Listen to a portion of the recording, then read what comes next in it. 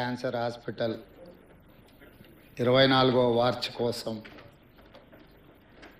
మా అన్న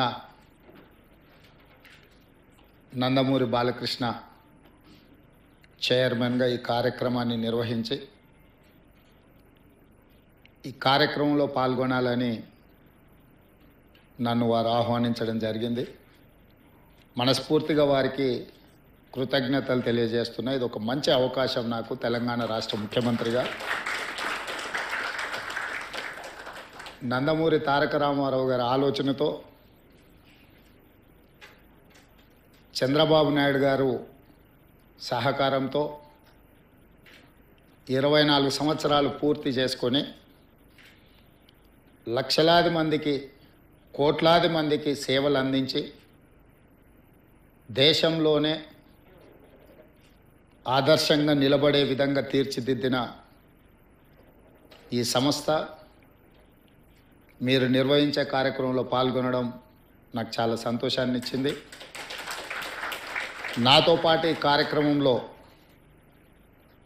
నామ నాగేశ్వరరావు గారు, విశాఖపట్నం పార్లమెంట్ సభ్యులు యువమిత్రుడు భరత్ గారు, నూరి దత్తాత్రేయులు గారు, ప్రసాద్ గారు, ఇతర మిత్రులు, బసవతారకం సిబ్బంది, నందమూరి తారక రామారావు గారి అభిమానులందరికీ కూడా నేను మనస్ఫూర్తిగా అభినందనలు తెలియజేస్తున్నాను.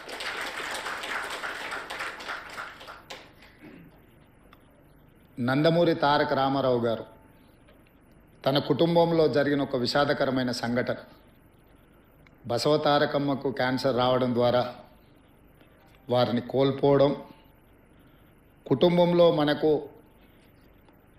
అత్యంత ప్రీతిపాత్రమైన వ్యక్తులను కోల్పోతే ఆ బాధ దుఃఖం తెలిసిన వ్యక్తిగా ఇంకెవరికి ఇట్లాంటి బాధ ఉండకూడదు, వీలైనంత మేరకు పేదలకు సేవలు అందిస్తూ వాళ్ళ కుటుంబాలను ఆదుకోవాలన్న ఆలోచనతోటి 1988-89లో ఈ ఆలోచనకు పునాది పడ్డది.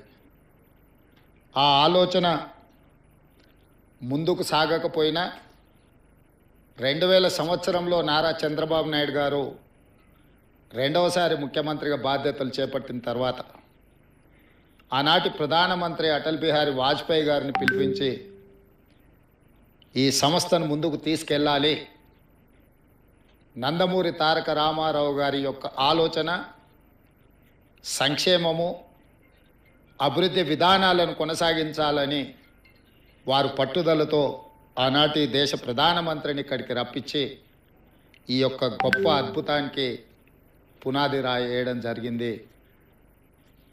ఆనాటి ఆలోచనను నందమూరి తారక రామారావు గారు నిస్వార్థంగా ఎలాంటి లాభం కానీ ఎలాంటి స్వార్థం కానీ లేకుండా తెలుగు ప్రజలకే కాదు ఈ దేశంలో ఉండే ఎవరికైనా క్యాన్సర్ అంటే ఒక మహమ్మారి, అది ఒక మందు లేని జబ్బు, క్యాన్సర్ అంటే ఒక భయం ఉన్న సందర్భంలో లేదో దీన్ని నివారించవచ్చు, నిలువరించవచ్చు, నయం చేయొచ్చు అనే నమ్మకాన్ని కల్పించడానికి వారు ఒక నిర్ణయం తీసుకొని ఆ నిర్ణయాన్ని ముందుకు తీసుకెళ్తూ ఇవాళ క్యాన్సర్ వచ్చిందంటే కూడా భయపడకుండా హాస్పిటల్స్కి వచ్చి ట్రీట్మెంట్ చేసుకొని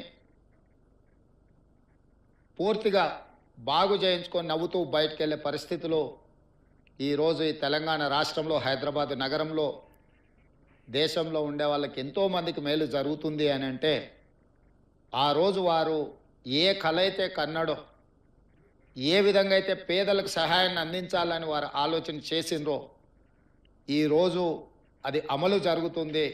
తప్పకుండా స్వర్గంలో నందమూరి తారక రామారావు గారు మనల్ని అందరినీ ఆశీర్వదిస్తాడు. ఇక్కడ ప్రధానంగా ఇందులో భాగస్వామ్యం పంచుకొని ఈ నిర్వహణలో, ఈ నిర్మాణంలో ఆర్థిక సహాయాన్ని అందించడమే కాదు, ఇక్కడ సేవలు అందిస్తున్న సిబ్బందికి కూడా ఎప్పుడూ వారి ఆశీర్వాదం ఉంటుంది అని చెప్పి నేను బలంగా విశ్వసిస్తున్నాను, నమ్ముతున్నాను. అదేవిధంగా ఈ సంస్థకు సంబంధించిన లీజ్ విషయంలో కానీ ఇతర అనుమతుల విషయంలో కానీ వారు నా దృష్టికి తీసుకొచ్చినంబడే క్యాబినెట్లో పెట్టి తక్షణమే క్లియర్ చేసిన. ఎందుకు అంటే ఈనాడు కొన్ని ప్రత్యేకమైన పరిస్థితుల్లో మేము ఉన్న ఈ హోదా, ఈ గౌరవం వారు ఏ స్వార్థం లేకుండా ఏర్పాటు చేసిన ఒక రాజకీయ పార్టీ మాకందరికీ అవకాశం కల్పించింది. ఆ ఆలోచనను, ఆ విధానాన్ని ఆ సంస్థలో పేదలకు సేవ చేయాలన్న ఆలోచనను అలవర్చుకున్న మేము తప్పకుండా ఇట్లాంటి కార్యక్రమాలకు అండదండగా నిలబడడం జరుగుతుంది భవిష్యత్తులో కూడా. అదేవిధంగా ఈ వేదిక మీద నుంచి ఒక్క మాట చెప్పదలుచుకున్నాం. మనలో ఉన్న ఆట నైపుణ్యం వెలికి రావాలి, ప్రజల గుర్తింపు జరగాలంటే నైపుణ్యం కలిగిన ఆటగాడితో పోటీ పడాలి అని పెద్దలు చెప్తూ ఉంటారు. ఈరోజు పక్క రాష్ట్రంలో నారా చంద్రబాబు నాయుడు గారు ముఖ్యమంత్రిగా బాధ్యత చేపట్టిన తర్వాత అభివృద్ధిలో, సంక్షేమంలో వారితో పోటీ పడి ఈ రాష్ట్రాన్ని ముందుకు నడిపించే అవకాశం నాకు వచ్చింది.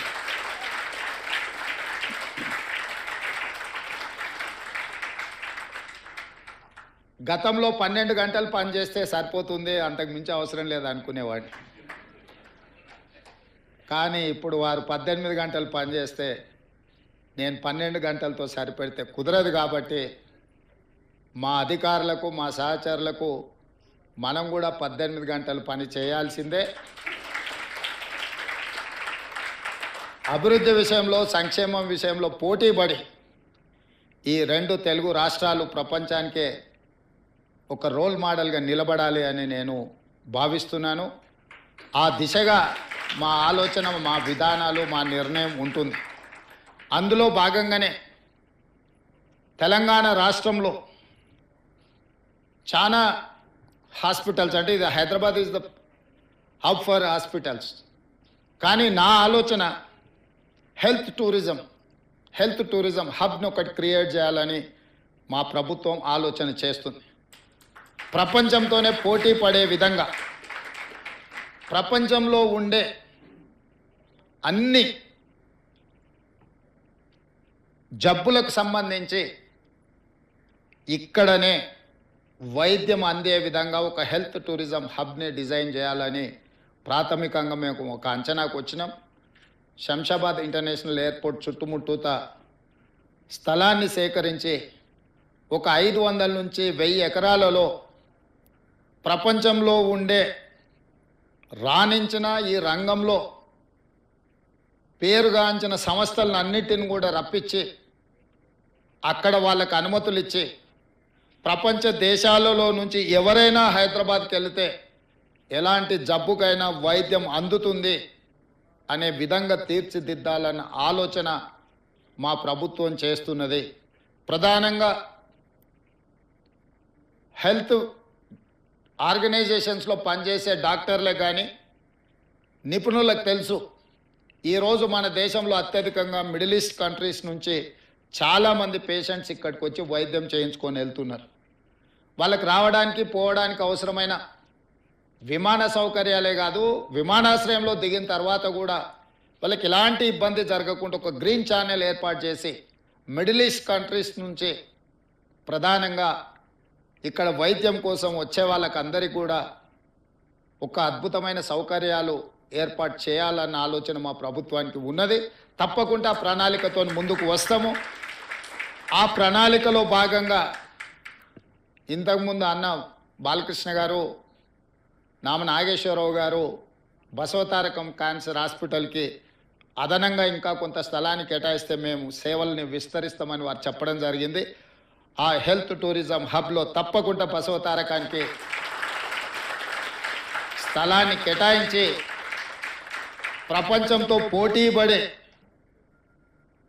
తెలంగాణ రాష్ట్రంలో మీ పాత్ర తప్పకుండా ఉంటుంది, మీ సేవల్ని తప్పకుండా వినియోగించుకోవాలని మా ప్రభుత్వం భావిస్తుంది.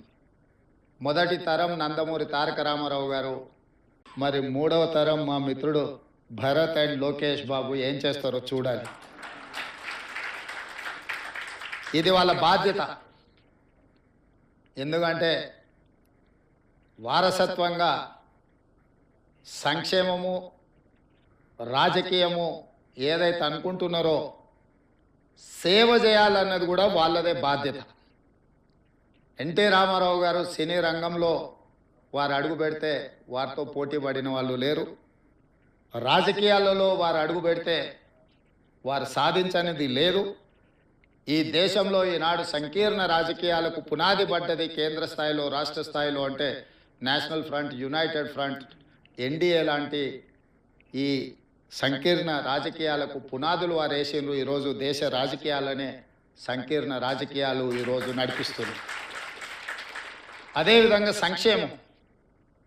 ఈరోజు బసవ తారకం ఆసుపత్రి అయినా, ₹2 కిలో బియ్యం అయినా, ₹50 హార్స్ పవర్ రైతులకు ఇవ్వాలన్న ఆలోచన అయినా, జనతా వస్త్రాలైనా, పేదవాడికి కూడు గుడ్డ ఉండాలి అని ఒక గొప్ప మనసుతో ఒక గొప్ప ఆలోచనతో నందమూరి తారక రామారావు గారు సంక్షేమాన్ని కూడా మనకు వారసత్వంగా ఇచ్చింది. అందుకే యువమిత్రులు లోకేష్ అండ్ భరత్కి నా సూచన, సినీ రంగం ఎలాగూ మా బాలకృష్ణ గారు చూసుకుంటారు, అది వదిలేసి రాజకీయం సంక్షేమం వీళ్ళిద్దరూ ఇంకా ముందుకు తీసుకెళ్ళాలి. వారికి బ్రాహ్మణి గారు, తేజు వీరు కూడా బాధ్యత తీసుకొని ఈ కార్యక్రమాన్ని ముందుకు తీసుకెళ్లాలని వారికి సూచన చేస్తూ ఇంత మంచి కార్యక్రమాన్ని ఏర్పాటు చేసి మా బాలయ్య బాబు గారు 25వ వార్షికోత్సవానికి రావాలని వారు ఆహ్వానించారు. కానీ చైర్మన్ బాలకృష్ణ గారికి నేను ఇంకొక మాట ఇస్తున్నా, 30వ వార్షికోత్సవానికి కూడా నేనే వస్తాను.